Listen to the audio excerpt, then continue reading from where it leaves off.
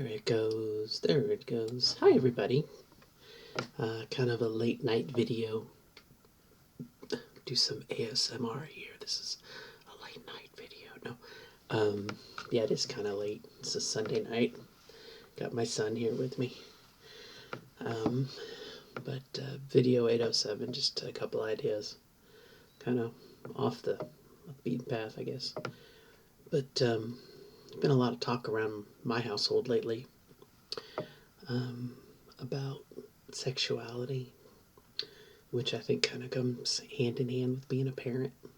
You have a child of a certain age. And I do a lot of listening. And I'm not going to say anything that's going to violate any privacy here, but we'll talk a little bit more about my... It's really kind of made me rethink a lot of my own, my own sexuality. And, for a long time, maybe a year, is that a long time? I'd kind of come to the conclusion that I was asexual. And right now I'm kind of drifting more towards demisexual. But I think that, when I was in Atlanta in the 90s, excuse me, I had a friend of mine who said that, she said labels are for soup cans, not for people. But I do think it does kind of help us if we want to try to kind of see where we might fit in. Maybe just to understand a little bit about diversity. That there are many different ways of experiencing or not experiencing attraction or sexuality or whatnot. And I think, speaking for myself, being trans, I never really knew, I never,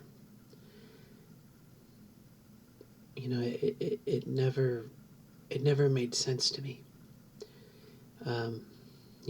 I had the body, the genitalia that I didn't want, I didn't identify with.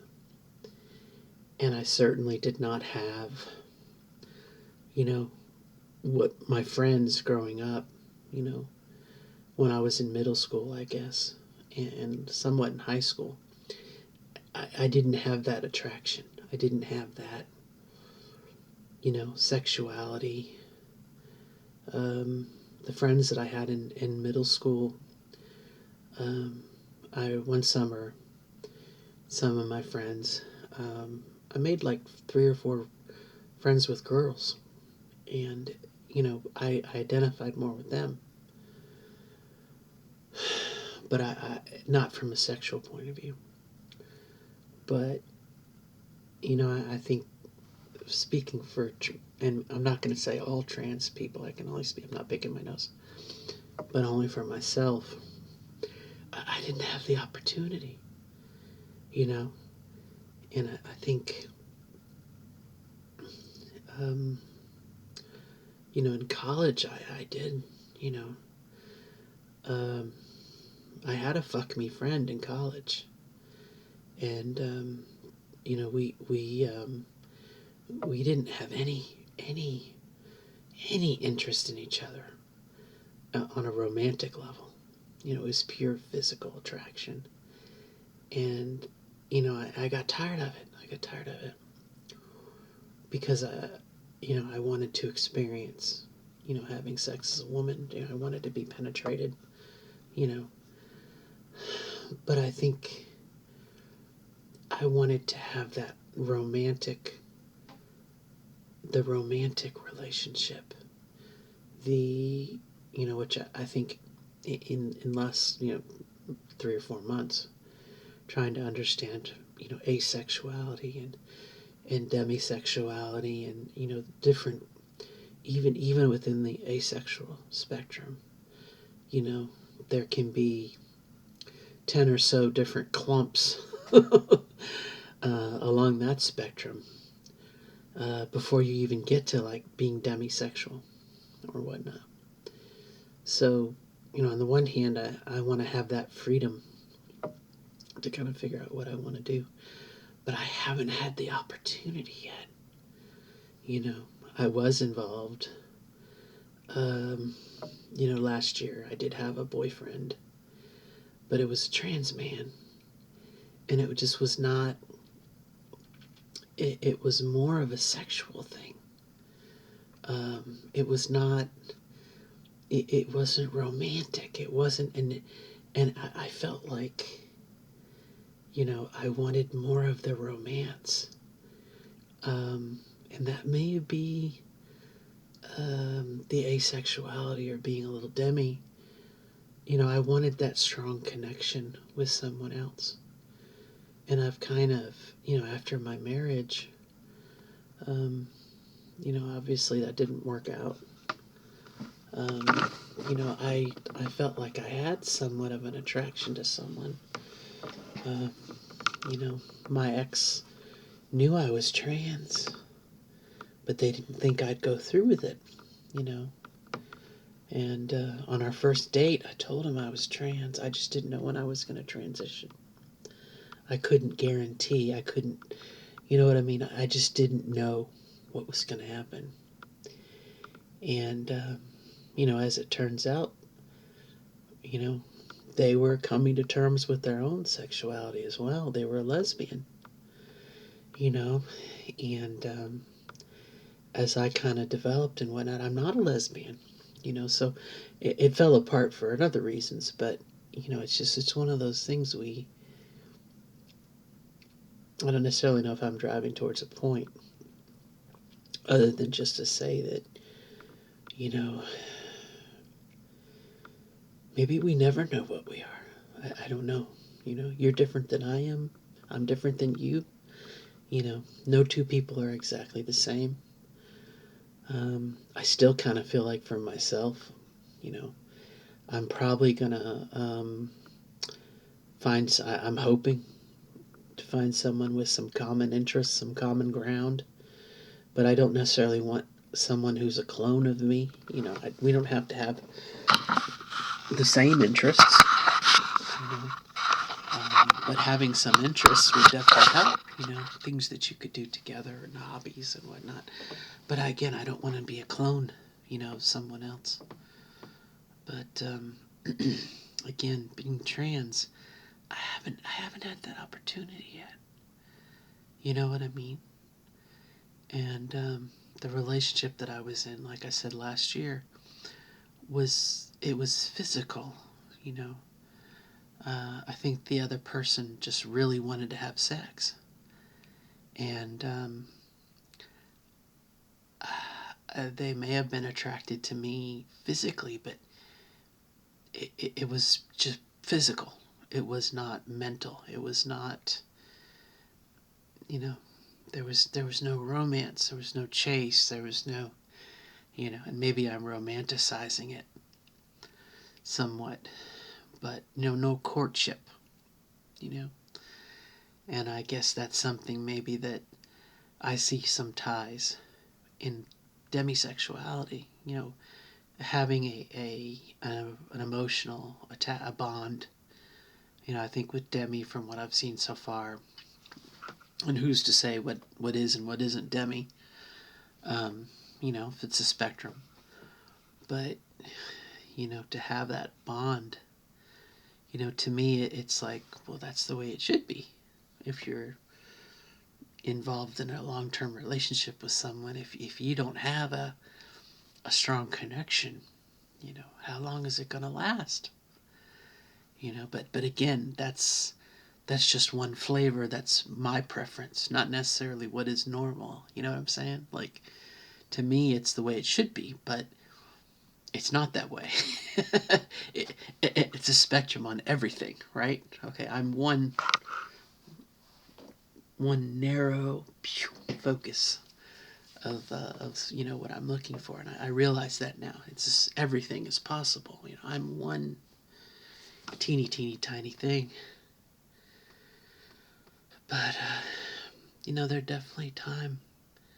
I'm like, fuck, I'll be lucky if I live another, I will be lucky if I live another 10 years um, to begin with, but you know what I mean? To find someone else, and it is kind of a romantic notion, well, there's someone for everyone, and many fish in the sea, all cliches we've heard before. But, it's just something I've kind of noticed lately. And again, I've immersed myself in the material because I want to be knowledgeable, so that I'm, I can talk about it with a little bit of education and, kind of in combination with you know, my daughter and with her therapist if it comes up. You know what I mean? I want to be supportive and I want to be aware, you know. But again, I just see some of myself in that too, you know. And I've had a couple friends in the trans community that were almost abusive because I was not as sexual as they were. I was not as, I can't think of it, sexually active, or my asexuality. It's like it negated me from being part of the community, and I don't think it's fair. I don't think it's right. You know, I think there's some maturity that comes into play, and it's kind of I've distanced myself, I think, somewhat from the LGBTQ community, especially the trans women community, for that reason. Because I didn't feel welcome. You know, yeah. But let's not go down that rabbit hole.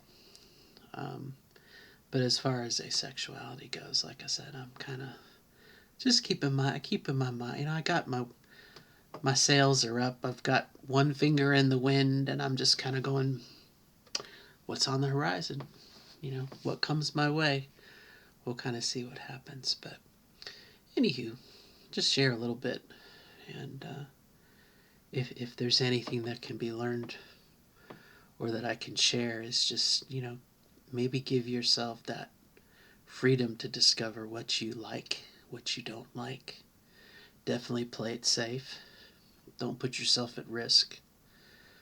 Use protection, as they say. Make sure your shields are up before you launch your shuttlecraft, right? Um, but, a lot of that I think has to do with just opportunity, too. In the time that I have left, it's one of those things when I was in Atlanta, and I had, basically come to terms that I was trans and I was looking for help and everything. I remember talking to a friend of mine, and they said, you'll find somebody someday. I said, you're just what did he say? The dating pool has just gotten smaller. And I said, okay. And it almost seems that the older I get, the smaller it gets, and the smaller it gets, and the smaller it gets. And, we'll see. We just don't know. We just don't know. So, on that note, I wish you the best of luck becoming your authentic self as you define it. Again, protect yourself. Don't put yourself at risk. You're worth it. You're worth, you're definitely worth finding out what you like. You're worthy of it. Okay? May take some time. We never know when our number's up. We really don't. There was over the last week, I don't know how old he was, I apologize, but there was a drummer in a heavy metal band that had a heart attack this week and died. And then there was an athlete last week, someone who, in peak physical condition, had a heart attack and died. We just don't know when our number is up. So, Anyway, good luck to you. Till next time.